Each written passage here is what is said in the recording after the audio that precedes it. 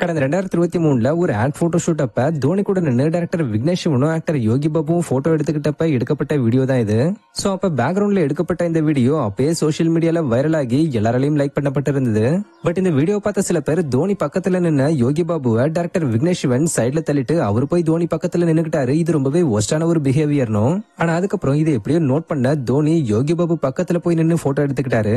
அதுதான் என் தலை தோனி இன்னொருத்தவங்க மனசு கஷ்டப்படக்கூடாதுன்னு நினைக்கிறாரு பாருங்க, இவர்தான் என் மனுஷன் சொல்லி தோனியை பாராட்டியும் டைரக்டர் விக்னேஷ் சிவனை திட்டியும் பலர் வீடியோவை ஷேர் பண்ணிக்கிட்டு வந்துகிட்டு இருந்தாங்க.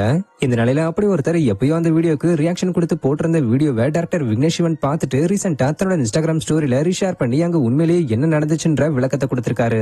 ஆக்சுவலா அந்த போஸ்ட்ல அவர் என்ன சொல்லிருக்காருன்னா, காய்ஸ் தயவு செஞ்சு இதை நிறுத்துங்க, முதல்ல யோகி பாபு சார் சென்டர்ல வச்சுதான் போட்டோ எடுத்தோம், அப்புறம் அவரை நகர்த்திட்டு நான் சென்டருக்கு வந்தேன், அதுக்கப்புறம் கடைசியா MS தோனி சார் சென்டருக்கு வந்தாரு. ஆனா இதை யோகி பாபு சார் நகர்றதுல இருந்து ஈஸியா எடிட் பண்ணிட்டு அதுக்கப்புறம் உங்களுக்கு வசதியான அடிப்படையில எடிட் பண்ணிட்டு எல்லாருக்கும் ஒரே மாதிரியான பிம்பத்தை காட்டுறதுன்றது நல்லதில்ல. அதனால இந்த மாதிரி எடிட் செஞ்சு போட்டு மக்கள் என்ன தேவையில்லாம தப்பா பார்க்க வைக்கிறத நிப்பாட்டுங்க. இது எனக்கு பிடிச்ச நபர்களோட நான் செஞ்ச ஒரு ஷூட். சோ எங்களுடைய நினைவுல இருக்கக்கூடிய இந்த தருணங்களை தயவு செஞ்சு கெடுத்துறாதீங்கன்னு டைரக்டர் விக்னேஷ் சிவன் வேண்டி கேட்டிருக்காரு.